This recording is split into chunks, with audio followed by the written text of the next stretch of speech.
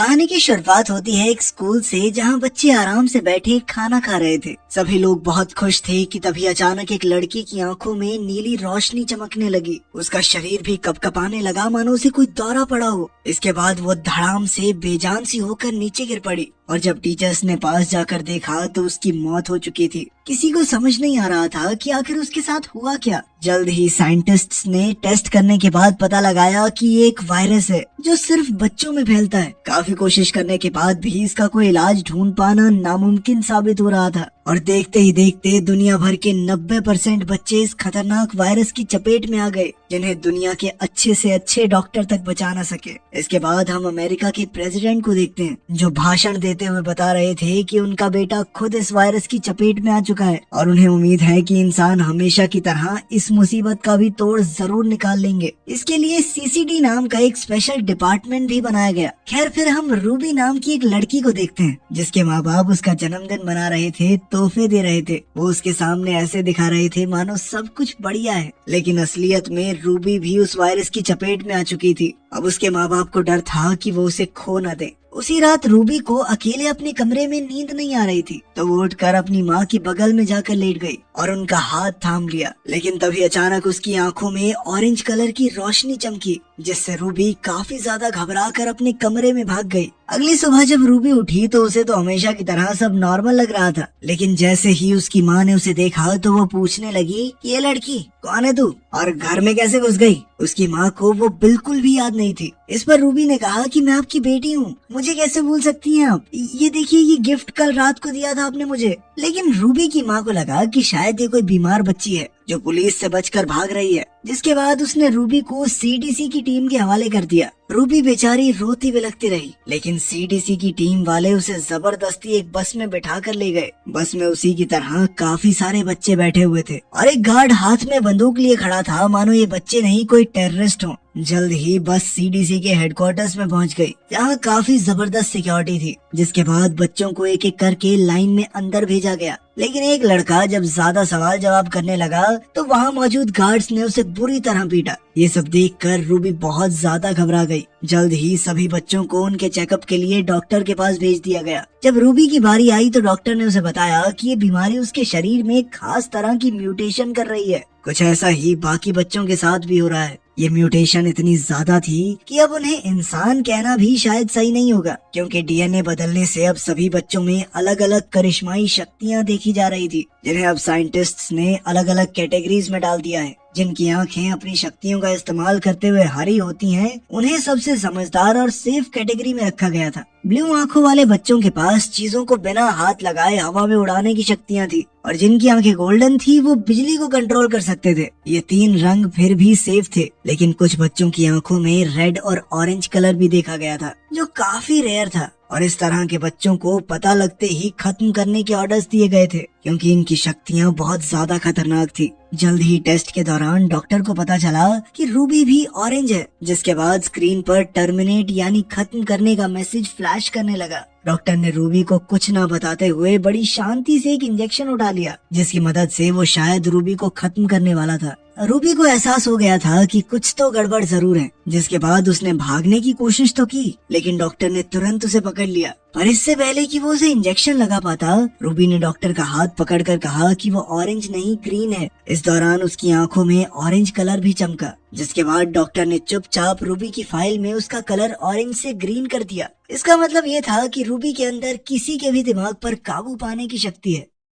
इसके बाद सभी बच्चों को ग्रीन, ब्लू और गोल्डन कपड़े पहना दिए गए। रूबी ने देखा कि वहाँ कोई भी रेड और ऑरेंज कपड़ों वाला बच्चा नहीं था, क्योंकि शायद उन्हें पहले ही मार दिया गया होगा। इस तरह लगभग 6 साल बीत गए। अब जो काम तेज दिमाग वाले ग्रीन बच्चे बड़ी आसानी से कर लेते थे, वो रूबी को समझ नहीं आते थे। और इसी तरह एक दिन कैप्टन मैकमेनस की नजर उस पर पड़ी। वो रूबी से कहने लगा, जितना तेरा दिमाग है तू मुझे ग्रीन तो नहीं लगती। ये सुनकर रूबी काफी घबरा गई और जब वो अपने ग्रुप के साथ वापस कमरे में जा रही थी तो अचानक स्पीकर से हाई फ्रीक्वेंसी साउंड की बौछार हो गई, जो सिर्फ ये खास बच्चे ही सुन सकते थे। बाकी किसी पर इसका कोई असर नहीं था। जल्द ही रूबी बेहोश हो गई और उसकी आंख खुली मेडिकल रूम में, जहाँ एक फीमेल डॉक्टर उसके सामने बैठी थी। जल्द ही एक गार्ड ने वहाँ आकर डॉक्टर से कहा कि इलाज का समय बहुत हुआ, जल्दी चलो यहाँ से। डॉक्टर ने जल्दी से एक कागज पर कुछ लिखा और वहाँ से चली गई। उस नोट में लिखा था कि इन लोगों को तुम्हारी सच्चाई पता चल चुकी है, जिंदा रहना चाहती हो तो बॉयलर रूम में आकर मिलो। और रूबी ने बिल्कुल ऐसा ही किया। वो चुपचाप दूसरे कमरे में पहुँच गई, जिसके बाद वो डॉक्टर उसे सबकी नजरों से बचाते हुए अपनी गाड़ी तक ले आई। पर जैसे ही वो दोनों बेस से बाहर निकलने लगे तभी अचानक एक गार्ड ने उन्हें रोक लिया। पर अपनी शक्तियों की मदद से रूबी ने उस गार्ड के दिमाग को काबू में करके उससे दरवाजा खुलवा लिया, जिसके बाद आखिरकार रूबी बेस से बाहर आ चुकी थी। वो कई सालों बाद बाहर की दुनिया को देखकर काफी खुश थी, जिस पर डॉक्टर ने उसे बताया कि ये बाहर की दुनिया में जवान लोग बचे ही नहीं थे और इसलिए कई लोग तो ये शहर तक छोड़कर चले गए थे। तभी रूबी ने अपने माता पिता से मिलने की इच्छा जाहिर की, जिस पर डॉक्टर ने कहा कि ये बहुत खतरनाक होगा। साथ ही उस डॉक्टर ने उसे एक जीपीएस लॉकेट दिया, जिसका इस्तेमाल रूबी को मुसीबत के वक्त करना था, ताकि डॉक्टर और उसके साथियों को उसकी लोकेशन का पता चल सके। साथ ही डॉक्टर ने उसे बताया कि वो उसे एक कैंप में ले जा रही है, जहाँ रूबी जैसे कई और बच्चे भी मौजूद हैं। कुछ देर बाद वो डॉक्टर अपने साथी से मिली, पर जैसे ही रूबी ने उस आदमी से हाथ मिलाया तो वो बहुत ज्यादा डर गई, क्योंकि उस आदमी के हाथ को छूते ही रूबी को एक अजीब सी विजन दिखाई दी थी, जिसमें कई सारे बच्चे भाग रहे थे। इसके बाद जब रूबी अपने कपड़े बदलने के लिए अंदर गई तो वहाँ उसे एक और लड़की दिखाई दी, जो खुद एक गोल्डन थी। पर वो रूबी को देखते ही इतना ज्यादा डर गई कि उसने अचानक से रूबी के ऊपर बिजली का हमला कर दिया और फिर वहाँ से भागकर एक वैन में छुप गई। पर इसके बावजूद भी रूबी ने उसका पीछा करके मदद की गुहार लगाई। उसकी ये बात सुनकर उस गोल्डन लड़की ने वैन का दरवाजा खोल दिया, जिसके बाद उसने रूबी को भी वैन के अंदर ही छुपा लिया। उस वक्त वैन में 2 और लोग मौजूद थे, जिनमें लियम और उसका एक दोस्त शामिल थे, जिनसे रूबी ने झूठ बोलते हुए बताया कि वो एक ग्रीन है, और इसके बावजूद भी कुछ लोग उसका पीछा कर रहे थे। उसकी ये कहानी सुनने के बाद वो लोग भी उसकी मदद के लिए तैयार हो गए और इसी दौरान एक टीम लगातार उनका पीछा कर रही थी और वहीं दूसरी तरफ डॉक्टर भी उनके पीछे लगी हुई थी। पर तभी लियम ने एक ब्लू आई होने की वजह से उन दोनों की गाड़ियों को तबाह कर दिया, जिसके चलते वो लोग आराम से बचकर निकल गए। कुछ देर बाद वो लोग एक सुनसान जगह पर रुके, जहाँ लियम के दोस्त को समझ नहीं आ रहा था कि आखिर रूबी एक ग्रीन होने के बावजूद ऐसे छुप छुप कर क्यों भाग रही है, क्योंकि उसके मुताबिक रूबी किसी के लिए कोई खतरा नहीं थी। पर अपनी सच्चाई को जानते हुए रूबी के पास इस सवाल का कोई जवाब नहीं था और इसीलिए उसने इस बात पर गुस्से से जवाब दिया कि अगर तुम लोगों को मेरी मदद नहीं करनी तो जल्दी जल्दी बता दो, मैं चली जाऊंगी यहाँ से। जिस पर लियम ने उसे शांत कराते हुए बताया कि वो सभी लोग एक खास जगह जा रहे हैं, जहाँ एक ऑरेंज आंखों वाला लड़का है जो उन सभी को सुरक्षित रख सकता है, और अगर रूबी चाहे तो वो भी उनके साथ आ सकती है। ये सुनते ही रूबी तुरंत ही इसके लिए तैयार हो गई। रास्ते में रूबी ने लियम से पूछा कि आखिर वो बेस से क्यों भागे हैं, जिस पर लियम ने उसे बताया कि असल में उन सभी पर अजीब अजीब से एक्सपेरिमेंट्स किए जाते थे, जिसके जरिए सरकार उन सभी बच्चों की एक आर्मी बनाना चाहती है, जिसका इस्तेमाल दुश्मनों के खिलाफ किया जा सके। और इन्हीं सब चीजों के चलते उन सभी ने बेस से भागने का प्लान किया था। उधर उस डॉक्टर को भी पकड़ लिया गया था, जिसने रूबी को ग्रीन होने का सर्टिफिकेट दिया था, और थोड़ी पूछताछ के बाद उसे मार दिया गया। उसी रात सोते हुए अनजाने में रूबी का हाथ लियम के हाथ से टकरा गया, जिसके बाद उसे लियम की सभी यादें दिखाई दे रही थी कि कैसे उसने बेस से भागते हुए कई सारे बच्चों को बचाने की कोशिश की थी, लेकिन वो इसमें नाकामयाब हो गया था। अगली सुबह उस गोल्डन लड़की ने रूबी को एक लाल ड्रेस दी, जिसमें वो बहुत ही खूबसूरत लग रही थी। इसके बाद वो सभी लोग दोबारा वैन में बैठकर अपनी मंजिल की ओर निकल गए, जहाँ रास्ते में प्रेसिडेंट के बेटे की एक रिकॉर्डिंग चल रही थी, जिसमें वो कह रहे थे कि अगर मैं ठीक हो सकता हूँ तो तुम क्यों नहीं।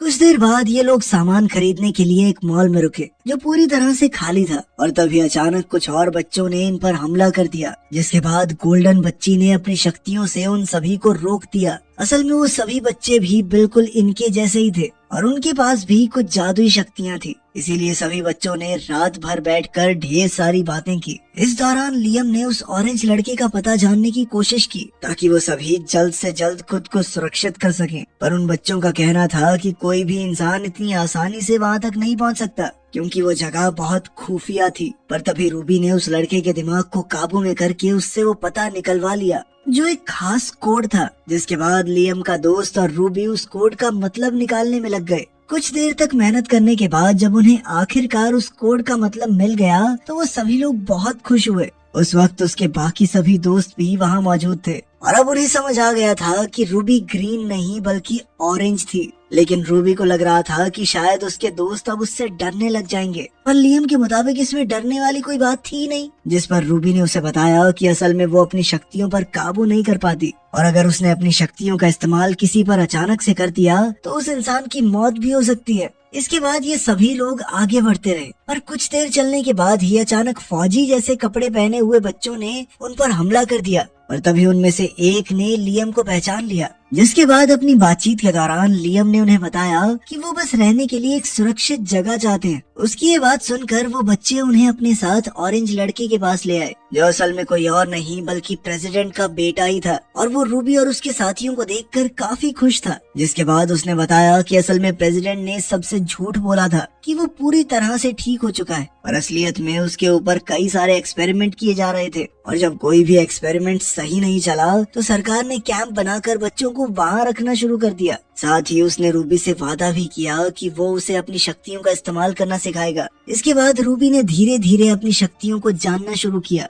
और अब वो उन पर काबू पाना भी सीख रही थी कि तभी एक दिन जब वो बहुत ज्यादा उदास थी तो वो ऑरेंज लड़का उससे मिलने के लिए आया और उसने रूबी से कहा कि सिर्फ एक ऑरेंज ही दूसरे ऑरेंज को समझ सकता है और ये कहते ही उसने रूबी का हाथ पकड़ लिया। पर ठीक उसी वक्त लियम ने उन दोनों को देख लिया जो उसे बिल्कुल पसंद नहीं आया। इधर रूबी का हाथ पकड़कर वो लड़का उसकी सभी यादों को देख पा रहा था जिसके जरिए उसे पता चला कि आखिर उस रात रूबी के साथ क्या हुआ था। असल में जब रूबी रात को अपने माता पिता के पास गई तो उसने अनजाने में उनका हाथ पकड़कर उनकी सारी यादें मिटा दी थी जिसके चलते वो दोनों उसे भी भूल गए। पर ये सब देखकर वो ऑरेंज लड़का बहुत ज्यादा हैरान था क्योंकि ये सब करना तो उसे तक नहीं आता था और अब वो रूबी से ये सब सीखना चाहता था। लेकिन रूबी ने बताया कि वो खुद भी नहीं जानती कि वो ये सब कैसे कर पाती है। कुछ देर बाद जब वो कमरे से बाहर निकली तो उसकी मुलाकात लियम से हुई जो उससे काफी नाराज था और उसका कहना था कि वो जानता है कि उन दोनों के बीच क्या चल रहा है। रूबी ने उसे समझाने की कोशिश की कि वो गलत समझ रहा है और साथ ही उसका कहना था कि वो दोनों चाहकर भी कभी पास नहीं आ सकते क्योंकि उसे डर था कि वो लियम के साथ भी वही ना कर दे जो उसने अपने माता पिता के साथ किया था। इसके बाद वो लेक के पास गई जहाँ उसकी मुलाकात लियम के दोस्त से हुई और उसने रूबी को बताया कि उसे यहाँ भी महफूज नहीं लगता। उधर वो ऑरेंज लड़का लैपटॉप पर किसी को बता रहा था कि उसके पास कितने ग्रीन, कितने ब्लू और कितने ऑरेंज बच्चे मौजूद थे। लेकिन ठीक उसी समय पर रूबी वहाँ पहुँच गई जिसके आते ही उसने अपना लैपटॉप बंद कर दिया और असल में रूबी भी वहाँ पर लैपटॉप लेने ही आई थी ताकि वो लियम के दोस्त की बात उसके घर पर करवा सके। और ये मौका देखते ही उस लड़के ने रूबी के साथ एक डील करने की कोशिश की जिसमें रूबी को उससे याददाश्त मिटाने वाली शक्ति सीखनी थी और इसके बदले में वो उसे लैपटॉप देने वाला था। रूबी भी इस चीज के लिए तुरंत ही तैयार हो गई। लेकिन उससे ये सीखते वक्त जब रूबी ने अपनी आंखें खोली तो उस वक्त वो लड़का उससे बदतमीजी करने की कोशिश कर रहा था जिससे बचने के लिए रूबी ने उसके मुंह पर एक जोरदार मुक्का दे मारा। और जब वो उस कमरे से बाहर निकली तो उसकी मुलाकात लियम से हुई जो रूबी से सारा सच जानने के बाद बहुत ज्यादा गुस्से में था और अब वो उस लड़के से बदला लेना चाहता था।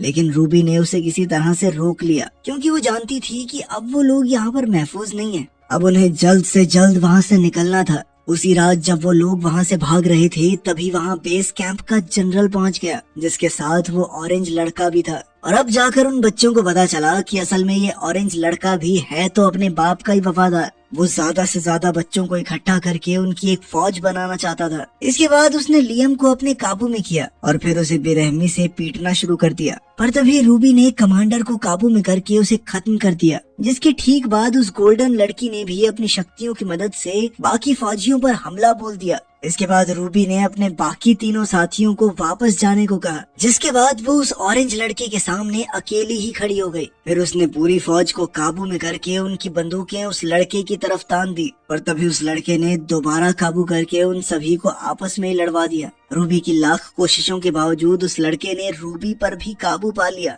जिसके बाद लड़के का कहना था कि वो रूबी के अंदर से सारी उदास यादों को मिटा देगा और फिर उसके साथ पूरी दुनिया पर राज करेगा। तभी रूबी अचानक से होश में आई और उसने ऊपर उड़ रहे एक हेलीकॉप्टर को काबू करके उस लड़के पर गिरा दिया, जिसके बाद एक दूसरे हेलीकॉप्टर ने रूबी पर हमला करने की कोशिश तो की, पर लियम के दोस्त ने रूबी को बचा लिया, लेकिन इस सब में उसे काफी गहरी चोट लग गई थी और अब रूबी को समझ नहीं आ रहा था कि वो उसकी मदद कैसे करे। तभी उसे डॉक्टर के दिए हुए उस जीपीएस के बारे में याद आया। उस डॉक्टर ने बेस से भागने में उसकी मदद की थी, मतलब वो थोड़ा भरोसा तो कर सकती थी उस पर। जीपीएस के एक्टिवेट होते ही डॉक्टर जल्दी ही अपने एक साथी के साथ उन्हें बचाने के लिए वहाँ पहुँच गई। जल्द ही रूबी की आंख एक बिस्तर पर खुली और वो डॉक्टर उसके बेड के सामने ही कुर्सी लगाए बैठी थी। डॉक्टर ने बताया कि तुम्हारा जख्मी दोस्त हॉस्पिटल में है और उम्मीद है कि जल्द ही ठीक भी हो जाएगा, लेकिन लियम जल्द से जल्द वहाँ से निकलने की मांग कर रहा है। लाख समझाने के बाद भी वो यहाँ नहीं रहना चाहता और वो रूबी को यहाँ अकेला छोड़कर भी नहीं जाएगा। डॉक्टर ने ये भी बताया कि उनका मकसद प्रेसिडेंट को पकड़वाना है, वो उसके काले कारनामों को दुनिया के सामने लाना चाहते हैं और वो ये सब रूबी के बिना हासिल नहीं कर पाएंगे। रूबी नहीं चाहती थी कि लियम को कोई भी नुकसान पहुँचे, इसीलिए उसने लियम के करीब जाकर अपनी शक्तियों से उसके दिमाग से अपनी हर एक याद मिटा दी। इसके बाद रूबी ने उसे उसका बैग थमाकर घर जाने को कहा, जिसके लिए लियम तुरंत ही तैयार हो गया। अपने प्यार को उसे भुलाकर जाता देख रूबी की आंखों में आंसू आ गए, लेकिन वो जानती थी कि यही सही है।